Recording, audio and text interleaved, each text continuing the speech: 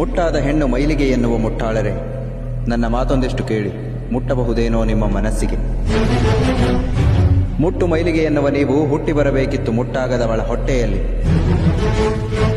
ಮುಟ್ಟು ತಡೆದು ನಿಮ್ಮ ಹೊಟ್ಟೆಯಲ್ಲಿ ಹೊತ್ತು ಹೆತ್ತ ತಾಯ್ತನಕ್ಕೆ ಕೆಟ್ಟ ಮಾತಾಡುವ ನೀವು ಅನ್ನವನ್ನೇ ತಿನ್ನುವುದಲ್ಲವೇ ತಟ್ಟೆಯಲ್ಲಿ. ಮುಟ್ಟಾಗುವುದು ಕೆಟ್ಟದ್ದಲ್ಲ, ಅದು ಶಿವ ಕೊಟ್ಟ ಕೊಡುಗೆ. ಹೆಣ್ತನದ ಉಡುಗೆ, ತಾಯ್ತನದ ತೊಡುಗೆ. ಸಹಿಸಿಕೊಳ್ಳುವಳು ನೋವ ತಡೆದುಕೊಳ್ಳುವಳಂತ ಕೊಟ್ಟನ ಭಗವಂತ ನಾರಿ ಮಿತಿ ಮೀರಿ ಗಟ್ಟಿ ಅಂತ. ಮುಟ್ಟಾಗುವ ಹೆಣ್ಣಿಂದಲೇ ಹುಟ್ಟುತ್ತಿಹುದು ಜಗವೆಲ್ಲ, ಅದು ನಮ್ಮ ಪುಣ್ಯ. ಹೆಣ್ಣು ಮುಟ್ಟಾಗದಿದ್ದರೆ ಇಡೀ ಜಗವೇ ಶೂನ್ಯ. ಮುಟ್ಟಾದ ಹೆಣ್ಣು ಮೈಲಿಗೆ ಎನ್ನುವ ಮುಟ್ಟಾಳರೆ, ನನ್ನ ಮಾತೊಂದಿಷ್ಟು ಕೇಳಿ, ಕಿವಿ ಕೊಟ್ಟು ಕೇಳಿ.